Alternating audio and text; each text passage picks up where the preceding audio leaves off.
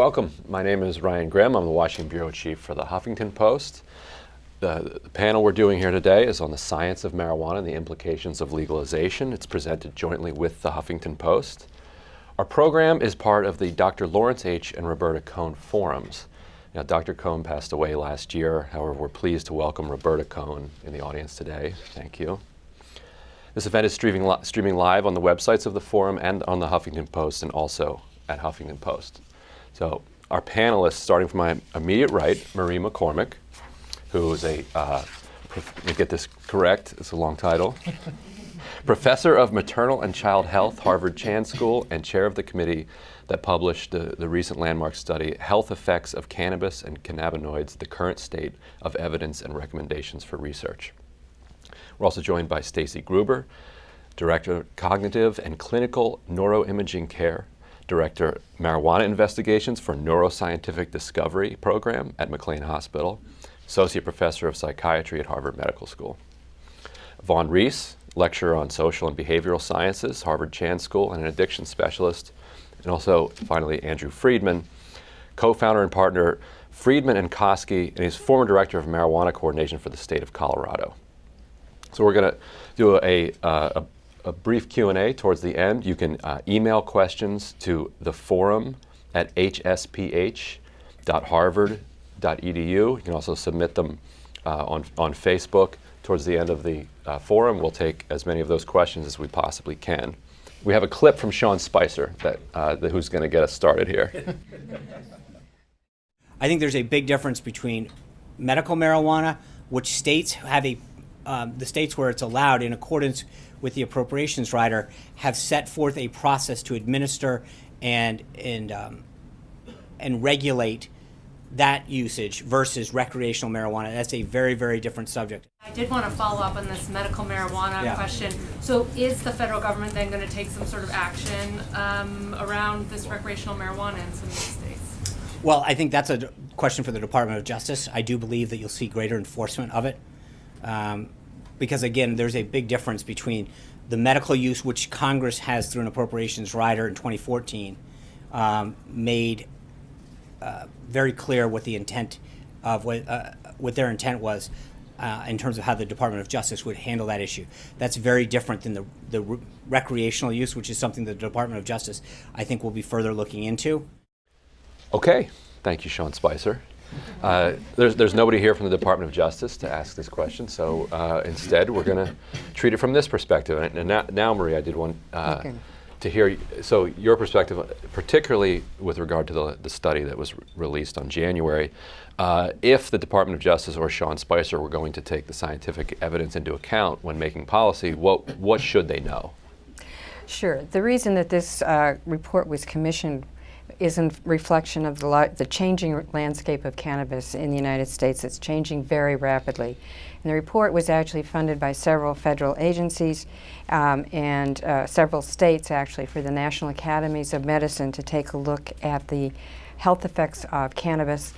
And if you know these committees, it took half a morning to decide between marijuana and cannabis, but there's health effects of cannabis.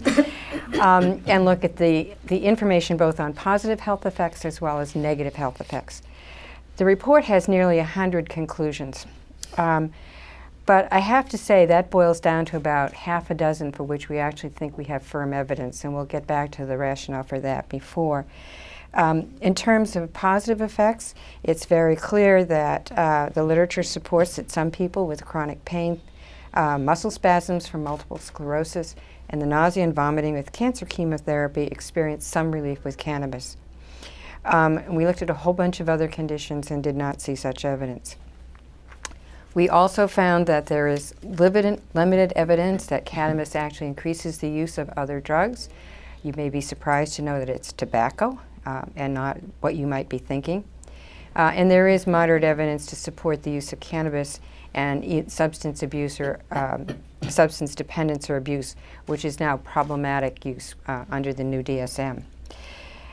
Clearly, acute use of marijuana leads to decreased impairments in learning, memory, and attention. And there's some very limited evidence that this may persist afterwards. I think although we could not determine actually the the specific effects on adolescents, evidence from other substances would suggest, other substances being tobacco and alcohol, that it would be prudent not to have adolescents using cannabis because they are particularly vulnerable to the effects of psychoactive agents.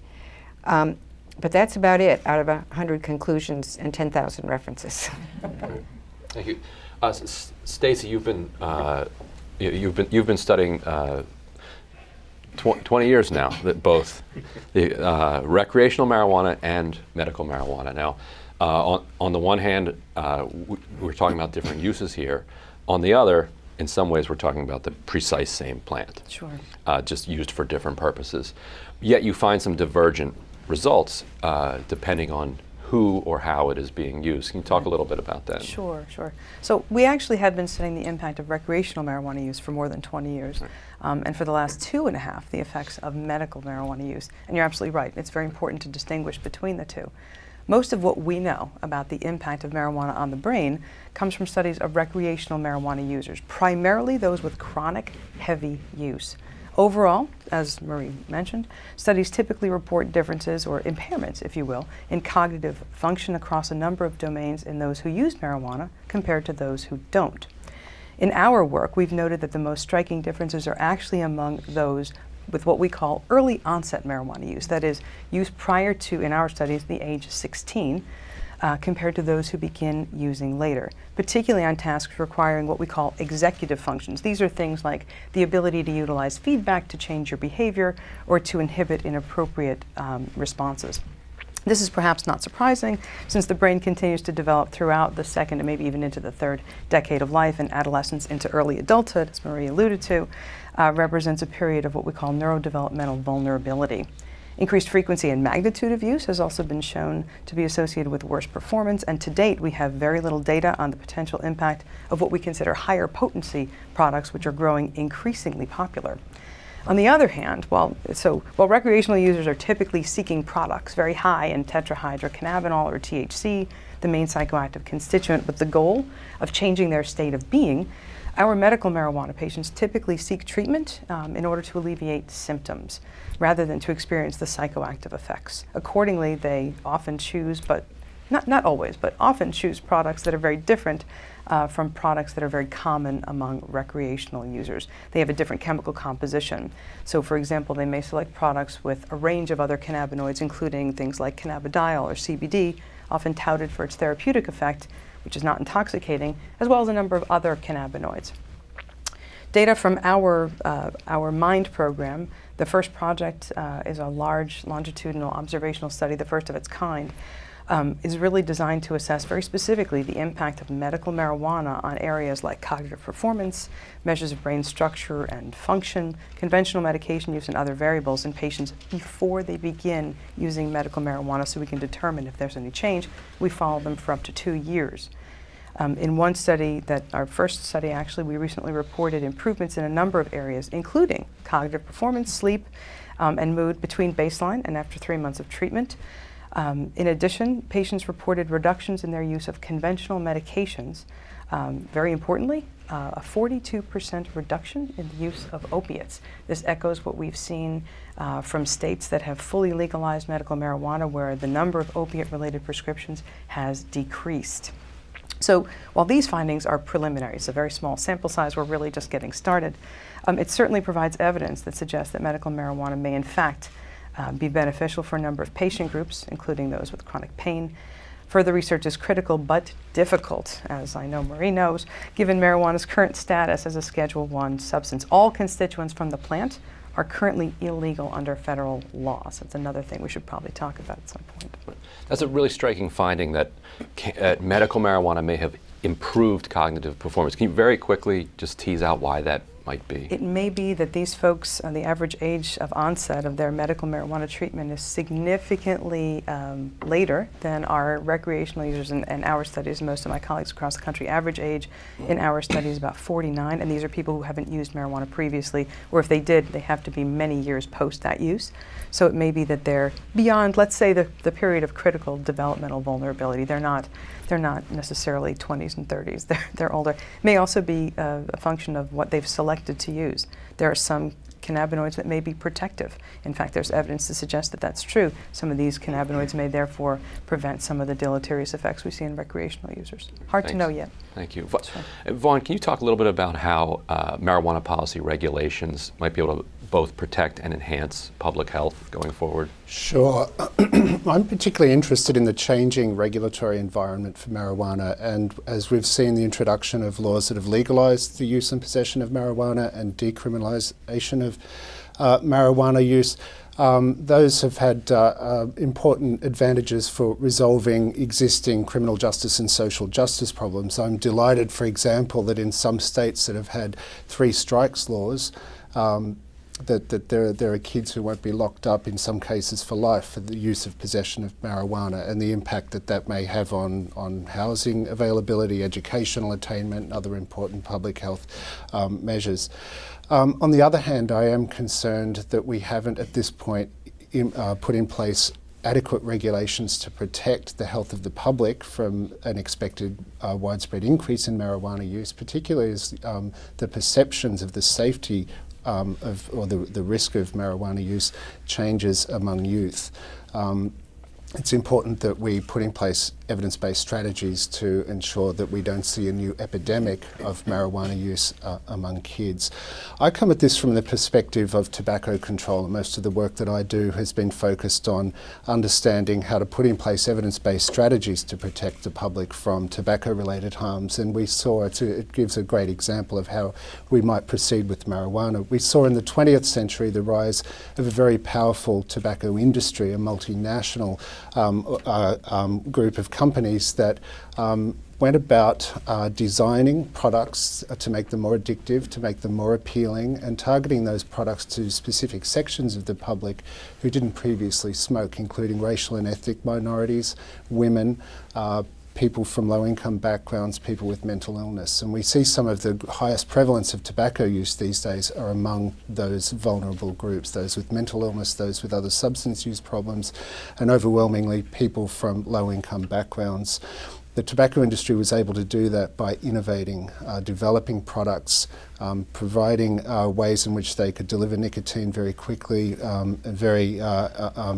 in a way that promoted dependence and promoted appeal. I'm concerned that we may see, without appropriate regulations, an advent of a very powerful and very effective marijuana industry that targets vulnerable communities and promotes interest in use and uptake in marijuana use among adolescents. And to address that, we have a number of very good evidence-based strategies which we haven't yet successfully employed, including putting in place excise taxes in a uniform way across states, limiting promotions and marketing of marijuana products. I was contacted recently by a representative of a Native American community who told me that a medical marijuana company has sponsored a powwow. It is the Gathering of Nations powwow, which is the world's largest athletic event for Native Americans, and they're promoting marijuana products among youth at this kind of event. We're likely to see a continuation of these sorts of activities and strategies by an increasingly powerful marijuana industry. So, looking at the playbook that we've developed using tobacco, I think is an important way that we can proceed to both optimise the health benefits of marijuana use among a medical population while reducing demand for marijuana and uptake of marijuana use among youth. And as we proceed, I'd be happy to explain some of those specific strategies. Andrew, what have you learned on the ground on that subject? You helped set up Colorado's system. What did they get right? What did they get wrong? Ooh, that's a big question. I would say we're actually starving for, Colorado model in 2 minutes. we're starving for public health information. And I would say that despite what people might think about government, we actually do start with data and research and decide what's the best policies from there. And we would gather once a week, once every other week with the heads of the Department of Public Health, the head of the Department of Human Services, Public Safety, and we would pore through what little findings there were at that time to decide how to put things together. But I'll tell you, there's a lot lacking. For instance, the supplement-complement debate. And we feel very unsure about what to say about does this supplement or complement for tobacco, alcohol, prescription drugs, and driving while high. That we have some data on driving while high, but I'll tell you that data is really noisy because we just recently defined what it meant to drive while high and then trained up all our officers. And so all of the data we have is very noisy or absent altogether, which for government means you're governing with one arm behind your back. A point you could see that was really the edibles governing. And so, edibles had been around forever in the medical world, but we didn't really know what it would look like in the recreational world. And so we didn't have the sort of information behind overconsumption, over accidental ingestion, over normalization to kids when gummy bears, when edibles look like gummy bears or kids' candy. We've come in with regulations and public education campaigns in all those places, but I think those could be both a lot faster and a lot more nuanced had we had more information on the onset. I would say in the absence we've done two things. One is we've taken the best practices that we can find from tobacco, alcohol, prescription drugs. And second, we've decided to remain flexible. I would say that we would say we're on version 1.0 and we hope to be in version 8.0 3 years from now because this is a very rapidly changing landscape. I would even say, I would say though that it's a hard road, a tough road ahead, in part because even the collection of data has become politicized. It's a very divisive issue right now. Most of my job is getting everywhere or Colorado? Well, you're consulting with a number of states, right? Yeah, more so everywhere else but Colorado. Colorado, there's at least begin to become some acceptance that this is. Okay. Everywhere else is arguing should you legalize marijuana, and the debate we lose then is how do you legalize marijuana, regardless of where you stand on the first issue. So what we found was even collecting data, there would be groups that would take very small pieces of data and run out to the media to say the worst thing, the sky is falling in Colorado, and this is the heaven on earth in Colorado. And what we then didn't get a chance to do was communicate agnostic data, just to say this is what we're seeing right now. We're not drawing conclusions, but it's important that we all understand what we're seeing. That's really harmful for a public health discussion and really harmful for creating good public health policy. I will end with just a little bit of optimism. I think that despite the federal roadblocks and the politicization of this issue, there is going to be great chance for short-term public health research, particularly because we do track every marijuana plant from seed to sale with the radio frequency identifier tag. So we know what's being sold where and in what amounts, at what frequency. And we can overlay that with driving while high data, school suspension data, a whole bunch of things that I hope in the near term will become great use for other states looking to legalize marijuana, medicinally or recreationally. Right. Now you ran a public awareness campaign, and we have a couple of clips from those. If we can play maybe two of those now. Remember when you made a baby? Check that. Remember when you had a baby? Amazing, right? But what's more amazing is everything you've taught your baby to eat, to walk, to talk, and pretty much everything else they know. That makes you amazing. And you're still teaching them every day. Only now, it gets harder. Now it's stuff like birds and bees and booze and weed, which is awkward and messy. But when hasn't it been? Remember diapers? So don't let awkward get in your way. Talk to your kids about marijuana so you can help them keep it from getting in their way. Get tools and tips at goodtoknowcolorado.com.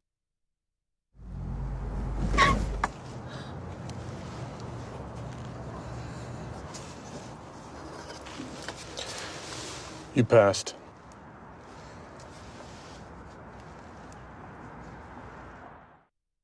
What do we know about how effective those were? Our initial data is pretty good at this, actually. From a broad scale, our public health surveys haven't shown a statistically significant change in youth consumption since we've legalized marijuana. I wouldn't say that we can pin those to the ads at all, but we do pre and post surveys of those ads, and those actually had pretty good outcomes. I'd also say that this was an evolution for us. Our first public health campaign for youth prevention looked a lot more like This Is Your Brain on Drugs. And it goes back to the politicization of this issue and the divisiveness. I feel like that was a campaign, and I was a part of that came out a lot from the reaction of what would feel good for an adult who's against marijuana to see on TV, and didn't come from actually talking to kids in focus groups and figuring out what works and really pre-testing it and post-testing it with the exact audience you want to go to and change methods. I hope that that's an evolution that carries on to other states, and that we actually get in competitions for who can run the best youth prevention campaigns. Those are the sorts of strategies that we've found have been very effective with tobacco. So it's good to see that states such as Colorado are picking up and proceeding with that. We've seen the effect of those sorts of media campaigns, as well as other strategies in reducing tobacco use nationally. I think it's worth recognising that among 12 to 17-year-olds, the prevalence of current marijuana use is running at about twice that of tobacco. That is, about twice as many kids have used marijuana in the United States in the past 30 days as have used tobacco. Tobacco is the drug or the product that's sold in virtually every convenience store across the country. Yet we've managed to curtail dramatically the prevalence of tobacco use, and these sorts of initiatives are most welcome in terms of reducing uptake of marijuana among youth. We also need to get information out there about the health effects, specifically on youth, and educate parents and educate to kids about that. Because if we don't, then the marijuana industry is likely to communicate these products in very different ways. Andrew, if you could, I wanted you to pick up on something that Stacy mentioned a little bit ago, where she said that some 40+% of people in a small sample that she had overseen were able to reduce opiate consumption by substituting medical marijuana for pain. Have you seen any effect on the opioid epidemic in Colorado or elsewhere where marijuana has been legalized? Well, I've read the research papers that show that states with legalized medical marijuana have seen an opioid decrease. We are watching closely what's happened since recreational came online. We have not seen a sharp decrease. I think correlation versus causation here is pretty tricky, so I would give it more time. And I do think that's a delayed effect, right? That it could take up to 5 years for that to show up in your data, if not longer. But we did see some effect from the medical side when that really turned broadly available back in 2010. Stacey, I was just going to say that the literature, however, does not support the use of cannabis to treat opioid dependence. So you can't use it to make that better. Whether there's some substitution in terms of what medication people are using for pain is one thing, but we did not find any evidence that it actually is useful in terms of getting people off opiates. You did find evidence that it was useful for pain reduction. Is that absolutely. Right? Yes. Can you talk a little bit about that? Well, basically, the element there was that it was found that cannabis, but I have to say this isn't, for the most part, not smoking cannabis. This is the other things that Stacy were talking about. Marinol does reduce symptoms in people with chronic pain, so it can be useful in that regard. And although it was not available when we ended our data collection, which was August of last year, there are some emerging effects that it's also useful in reducing some forms of very severe child seizure disorders. Mm-hmm. So I think that the data are accumulating on some of its therapeutic uses. Right, and any suggestions you can draw from what you found? I mean, if it is the case that one of the things that it can be useful for is pain, then it does seem like it would be able to substitute for a lot of people. Yeah, long-term opiate use. Absolutely. I think, again, the report is so helpful and it gives us a place to start. We also have lots of folks who, give us a fair amount of anecdotal data, and it's so difficult to weed through it, right? Because no pun intended. But you have to weed through it because this is what they tell you. They tell you that they feel better after using these products, and in fact, they don't need opiates anymore. And people who had problems with opiate use, separate and apart from pain treatment, often utilize some kind of step-down programs. We may not have any data on it yet at all, which is what the report is telling us. we desperately need that data. We need to take an anecdotal finding and sort of expand it and blow it out and see if there really is something to it. Right, and not having data doesn't mean we don't. Absolutely, Right. and that's Right. the strength of anecdotal findings. Some of the greatest discoveries on the planet come from what? Anecdotal findings first that we then, go to study Right. with clinically sound, empirically Right. designed trials. So Vaughn, in this debate, marijuana, cannabis is up against big pharma. On the other side, it's up against big tobacco too, or maybe it's becoming part of big tobacco. Can you talk a little bit about what these big companies are doing when it comes to cannabis? We're seeing an increasing blurring between the marketing of marijuana products and tobacco products, and we're seeing packaging of marijuana joints in boxes that look like cigarettes. We're seeing the introduction of menthol into marijuana products, which we know that menthol has helped to promote the ease of use of tobacco products. It makes it smoother, easier to inhale.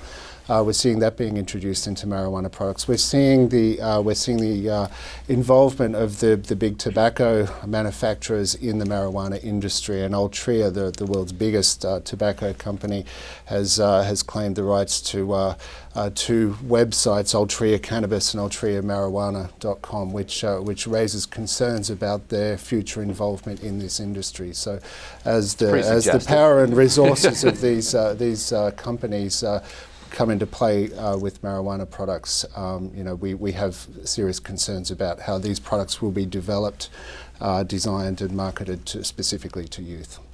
Marie, what was the thing that surprised you the most when you delved into the research? How little there is. I think that from chapter after chapter after chapter, basically articulates the flaws in the literature. Part of this is the regulatory barriers for doing marijuana research or cannabis research because of the need, because it is a Schedule I drug, that is a drug that is only addictive and has no therapeutic use. And so the regulatory hoops of doing research in this area are substantial. But there are also other areas, and our report deals with these. One of these is that one needs to develop some uniform measure of exposure to cannabis. The studies range from, have you ever taken it, never, yes or no, to very detailed questions about how much you smoked in the last week. And there's no standard, so you can't compare across studies. And even if you got how much you took in 1980, that's 4%. Tetrahydrocannabinol.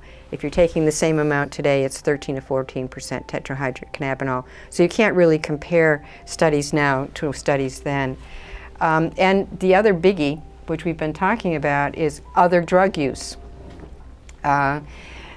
Most of these studies really can't tease out cannabis separately from tobacco and other kinds of drugs that people are taking. So we actually recommended that there needs to develop a really comprehensive science agenda for studying the short-term and long-term effects of cannabis, that we need to have the feds sit down and make it and decide how we're going to measure this, particularly in the absence of any significant blood or biomarkers. That we have to improve surveillance, and that means not only in the states that are doing it, but also putting these questions into national health interview surveys so we know what's happening across in representative populations. And finally, they really need to take a look at the research barriers to studying this, and particularly whether it's still reasonable to consider this a Schedule I drug. Right. I want to open it up in a second to questions, but Andrew, go ahead, and then I want to also ask you how people around at the state level are handling the posture of this administration, which isn't actually as clear as what Sean Spicer said. He said they're going to be very aggressive about this, but actually the Obama administration said the exact same thing while they were not doing that, and while they were issuing memos that were contradicting. They would say it's still illegal federally, but X. So how are people handling this bizarre kind of conflict? So let me touch really quickly on, because I do think that there's an important point. I think I agree with everything on the federal level, that we should be demanding public health research as fast as possible on the public health level. On the federal level, I would say on the state level, we should be gathering baseline data as fast as we can in the states that are looking towards changing everything. And I'll give a few quick examples. I mentioned before, driving while high is very noisy data right now, and that's because we tend to use marijuana money to enforce driving while high, which creates a huge observation bias when you come in. I would really like to do some great county-specific driving while high research before legalization so that we can have a better idea of how legalization affects it. On the Trump question, it feels like we're building castles on sand, and that's really difficult when you're talking about good government. It is not dissimilar to the year before the legalization of marijuana in Colorado, where we really didn't know where Obama was going to come down. But then once they came down, they actually stayed at that position, and that's kind of the most we can ask for right now. Is we don't believe our regulators are committing a crime the way we read the Supremacy Clause. Do you, Trump administration? Because that would be a big deal for us, and we need to know that. We need to know that urgently, because these are good people who are doing government work. They're not distributing marijuana. They're enforcing public health and public safety regulations. And banks that are keeping money off the street and providing some level of additional regulatory oversight. Those are the people that get scared out first. And the people who are left in the industry are kind of the people more okay with risk, which are generally not your legitimate actors. And so I would say confusion is not a great thing when you're talking about public health and public safety. And so it's a new administration. We hope we'll get clarity soon, but we're fearful we won't. What is the banking situation now? Very quickly, and this is the only pun I ever do, it's not an unbanked industry, it's a half-banked industry. Thank you. And normally gets groans. Brutal. Or I say it's like an edibles joke, you'll get it in 2 hours. And so what we have found is that people have gone through rigorous compliance methods actually is guidance on how to bank this. It just requires you to know your customer like you've never known your customer before. And we've had third-party compliance companies that have come up and are able to do that with complex analytical systems.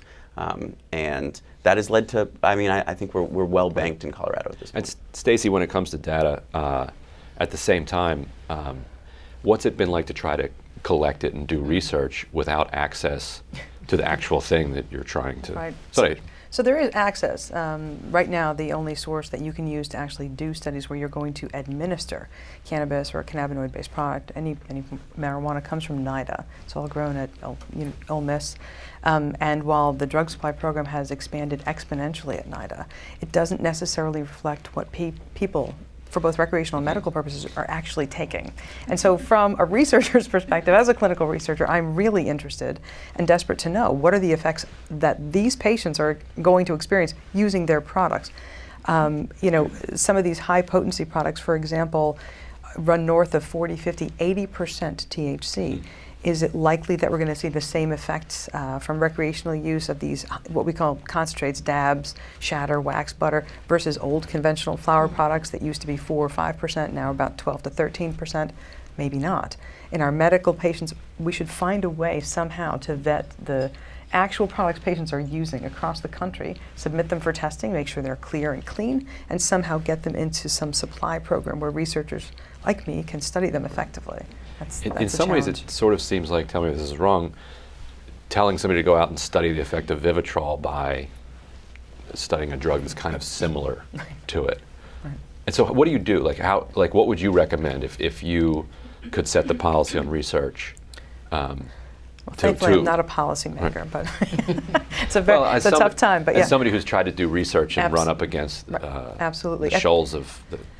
Yeah, I think we do our best with regard to these observational type studies, and we have individuals keep extraordinarily complex logs and detailed records, and they're online. We do it electronically, the old pencil paper fashion. Whatever will work for patients and recreational users will do.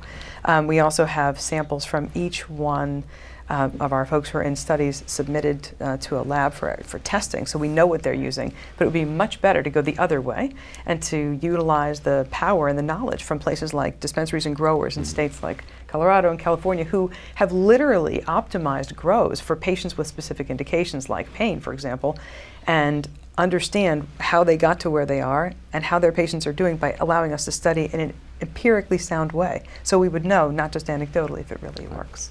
Lisa, do we have a question from online, or should we start with the studio? No, I think let's start with online. Okay. We have a ton of questions coming in, and we're not going to be able to take all of them. So please join our live chat. You can continue on there as well. We have questions from policy leaders and the general public. So let's take this one. It's from Edward Redd, Dr. Edward Redd, representative in the Utah House of Rep. He has several questions. He's asking if there is any evidence to suggest that CBD may be useful in managing schizophrenia or other psychiatric disorders. He also asked about CBD and/or THC to treat MS, neuropathy, cancer, inflammatory bowel disease, Crohn's, and a few other disorders. So, Marie, maybe you could comment? We found no evidence that it was useful in treating schizophrenia. It was useful for treating spasm and MS. For the rest of the conditions you list, there was no information that it was useful. That doesn't mean it may not be. It's just that the studies have not been done. Stacey, any thoughts on that? The only thought is, just to echo what Marie said, we have very little data. There's some data from other countries suggesting that CBD has been useful for some symptoms related to anxiety and some evidence of antipsychotic effect, but these are very few studies, and there's not much out there, but there's a little tiny signal. So I think it's something that people remain interested in, but it's hard, again, you have the sort of definitive report right here, so there's not much yet to go on. Yeah, it's right here. Literally right here. I wasn't joking. I wasn't joking. Thank you. Okay, this is another one that just came in. Could the panelists comment on the recent study that came out of the American College of Cardiology? It claims that marijuana use increases the risk of stroke and heart disease. I would also like to hear their thoughts on the product recalls that are occurring in many states due to abnormally high pesticide levels. Any thoughts on that? Anybody have I can thoughts start on on cardio? pesticides. Yeah, do the pesticides. Pesticides were the worst part of my life for about 6 months. Pesticides is one other place where not having the federal government involved is really problematic. And I would say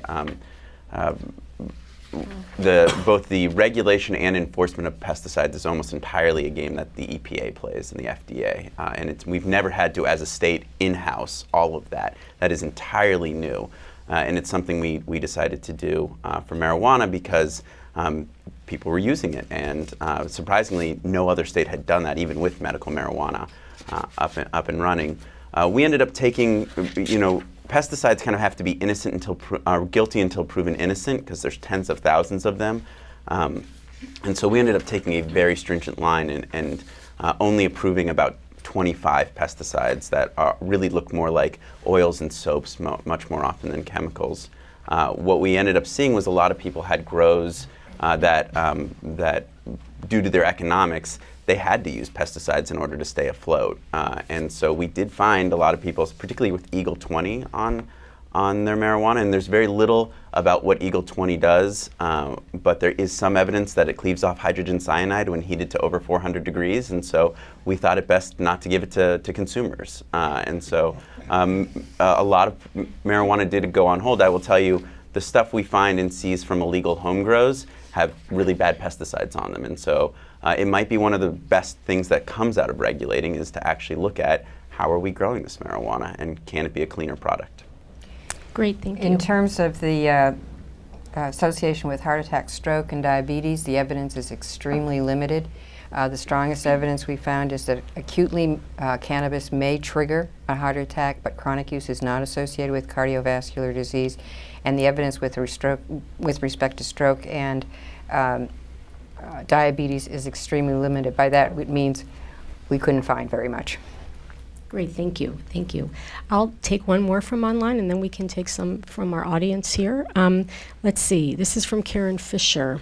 Since the marijuana plant approved for research by NIDA has such a low THC content, is it safe to say we have no idea about the short and long-term effects on teens about use once a week, or more of higher THC content plants and concentrates? How are we going to discover these effects? It's a great question. And actually, so just to be clear, it's not that NIDA has only low potency strains available. Again, they've expanded their portfolio exponentially over the last several years, and I think they now have strains that go up to about 14%. Many states, of course, on average, exceed 14%, including many of our folks that come through our lab at about 16, 18%, but this is Massachusetts. Colorado is about 18 as well. So it's a great question. I think what we know about the effects of marijuana or cannabis on the brain, especially in early onset folks, kids who are using during adolescence, comes without much information about the effect of specific potency, right, or specific strains, because in fact, I'm not aware of studies that are actually administering NIDA-based product to adolescents. We don't do that. We just don't. But the other part of the question, which is actually a really, really good one, has to do with infrequent use. As I mentioned, most of what we know about the effects of marijuana on the brain come from studies of fairly regular, chronic, consistent users, although again, the definitions, the metrics, are not particularly well described. So one study group's definition of regular use or consistent use may be very different from another. Casual could be once a month or 2 to 3 times a week, depending on the study group. So we certainly need more data. I would add with understanding marijuana products, we need to look at the way the marijuana industry is innovating its products, and we've learnt, through many years with tobacco that certain additives can increase the temperature of the burn of the coal at the end of the product, which changes the particles that are delivered to the consumer, and that may allow deeper penetration into the lung, more rapid uptake of THC.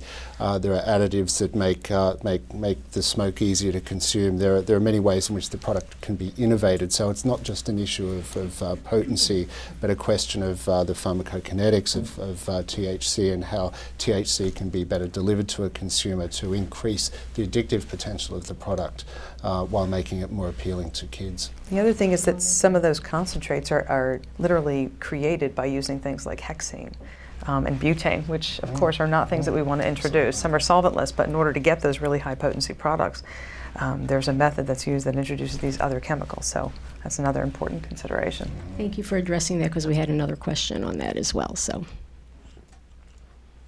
do we want to take an audience question? And if there are none, we could go back to online. I think we have one right back here. I actually have 2 quick questions. One, is there any studies on comparison of different ratio of CBD and THC in a product? And the second question is for Stacy. You mentioned that some cognitive behavior gets improved. I was wondering what type of cognitive behavior? So, want to take it? Want me to take it? Up to you. There are some studies, very recent studies, that have looked at the effect of THC-based products and products with higher CBD. Again, these are sort of lab-based studies to determine whether or not there's an increased psychoactivity with or without CBD on board. These are just starting to be published, actually. I'm only aware of one in the last couple of months, actually. So we're starting to get this data, and it does look as if the presence of CBD and likely other constituents on board sometimes mitigates the negative or less desirable effects of THC. Your second question? What type of cognitive enhancements did you see? In our study, again, a pilot study, now we have more subjects, thankfully, but when we went to publication, it was a very small sample who had completed visit 1 and visit 2 after 3 months of treatment. We saw improvements in executive function, so the ability to do these complex tasks faster, but without an accuracy trade-off, so they were doing just as well. So that was very encouraging to us. Something important to follow up for sure. Thank you. I think the comparison with other drugs is so instructive. I found the tobacco thing so fascinating. Could you make a comparison with alcohol in terms of physiological effects, good and bad, and the sort of cultural, legal framework of the whole question? In terms of the health effects of marijuana compared with alcohol? Health effects, yes.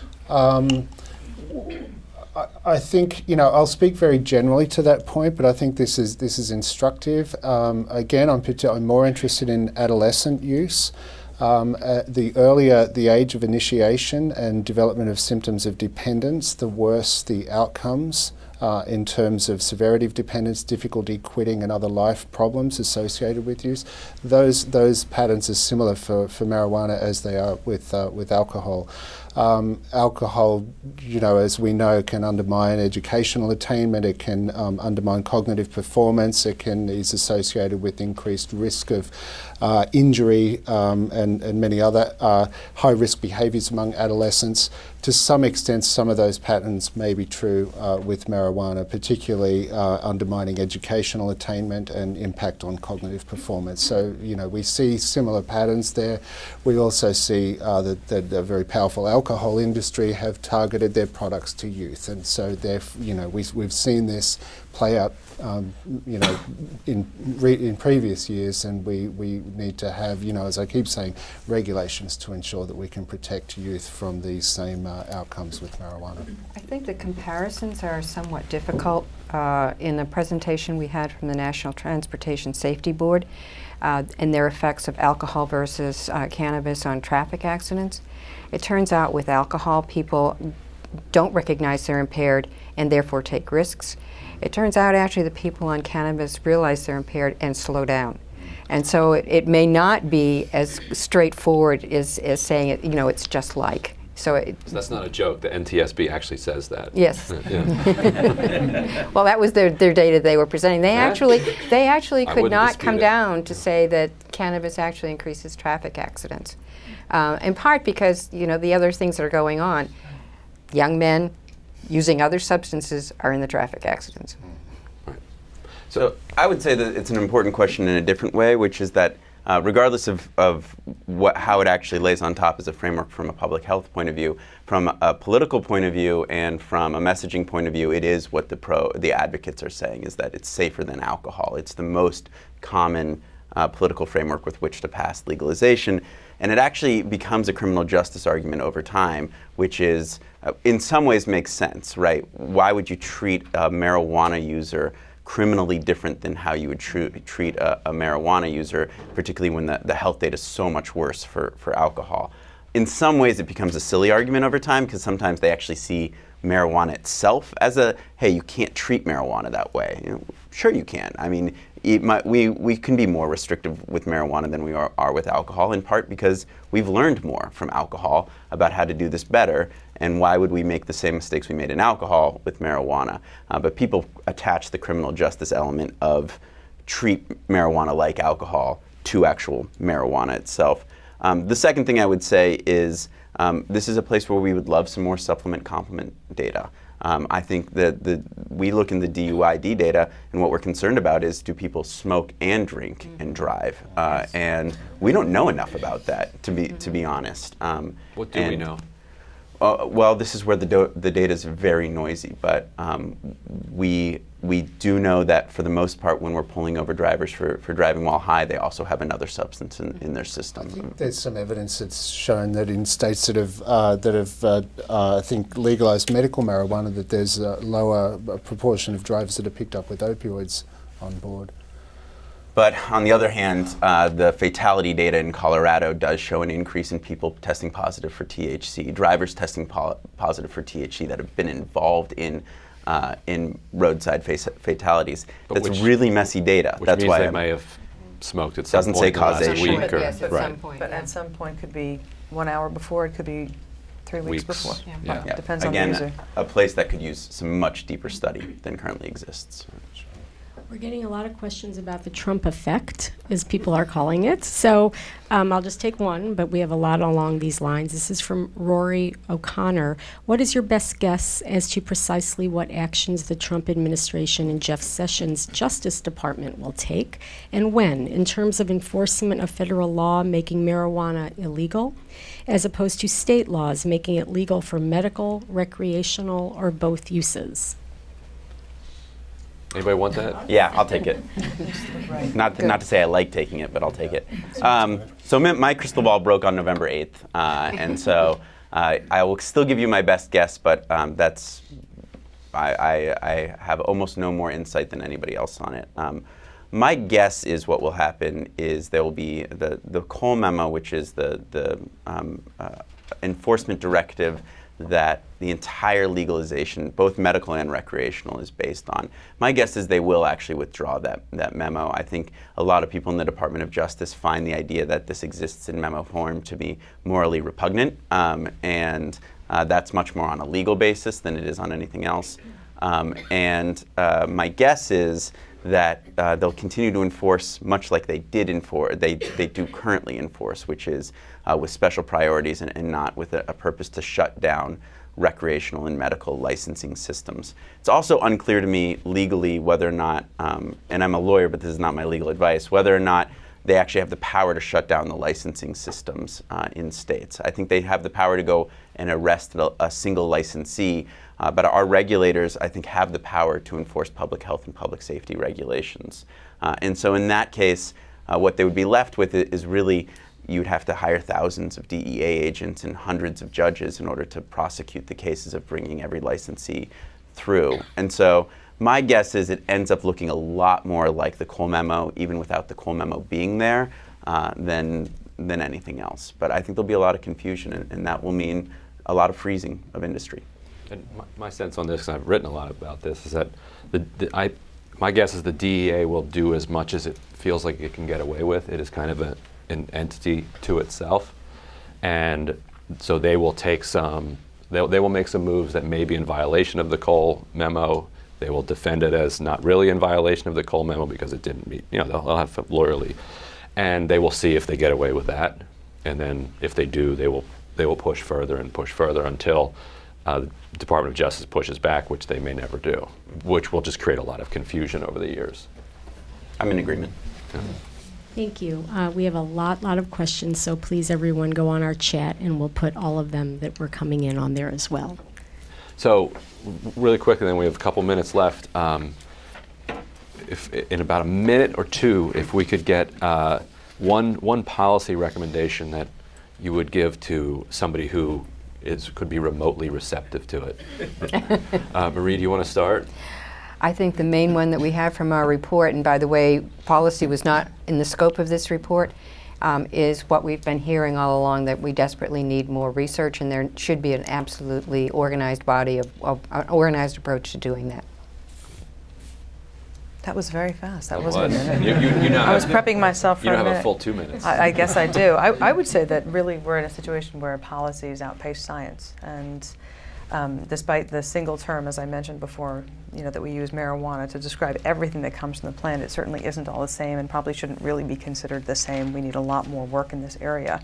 But it's really imperative that as researchers and people invested in public health and policy, that we're able to study the effects, the good and the bad. As scientists, we're supposed to present unbiased findings. Regardless of how you feel about the issue, you have to report what the data show you. And in order to do that, you have to be able to do the research. So I think that legislation which eases restriction for clinical research and provides expanded access to a wider platform of products already in use, with appropriate oversight, of course, ultimately informs public health and policy efforts and keeps our consumers, whether they're recreational or medical patients, safe and well informed, which is their right. I also think marijuana's been around for thousands of years. We tend to forget this. We sometimes treat it as if it's brand new. It's been around since at least 2700 BC. Used across the world by millions of people, not likely to necessarily be going anywhere despite its legal status. Regardless of where you go in the world, doesn't matter whether it's legal or illegal, people are using it.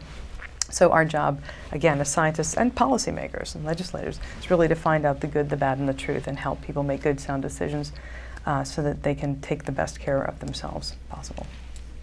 Vaughn? I think those are great points, and actually I would respond to that. I think marijuana has certainly been around for thousands of years, but we're seeing it used now in ways that we've never seen previously. It's being introduced into vaporizers, into e-cigarette type devices. The industry is innovating new ways to make the product appealing and deliver it to people so that it optimizes the effects and increases addictiveness. So these are concerns that I have, that I think that the landscape of marijuana products is changing rapidly. And with it may come an epidemic of use, particularly among young people, which could undermine their well-being and the public health in general. So those are my concerns, and we do have a science base on which we can draw from, and that is the one that we've used very effectively with tobacco, which has got tobacco use rates among youth at half that of marijuana. We need to increase taxes on marijuana products, or at least to adopt a uniformly high level of excise tax on marijuana to make them less affordable, less appealing to kids. We need to restrict promotions and advertising, storefront advertising, which is used in most states where marijuana is legalized, varies from place to place and allows certain health claims or certain claims which may promote interest and among youth and reduce their perceptions of the risk of the product. So these are strategies which we can fairly quickly and immediately employ to reduce demand for marijuana products and restrain an industry which is really targeting youth and targeting vulnerable populations as we speak. I'm going to put just a little bit of meat on the bones of an actual political next step to, because I agree with everybody, there needs to be a call towards research in this and not just clearing the barriers. I think the federal government should be putting significant resources into public health and medicinal research for marijuana. My suggestion would be the federal government has been stuck in a debate on whether or not legalization is a good idea for 60 years.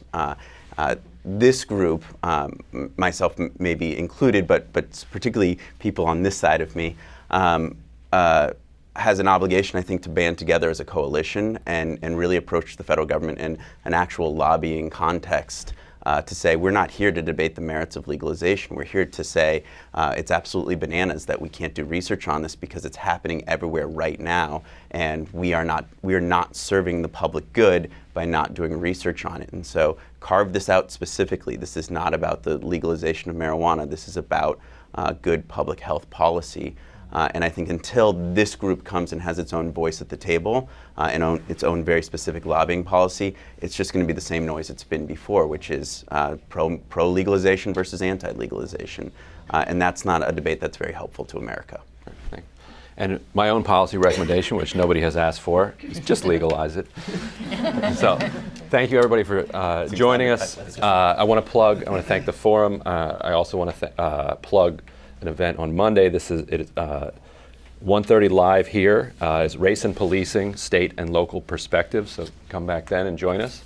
I will not be here, but the forum will be. And thank you so much to our panelists and everybody for the great questions.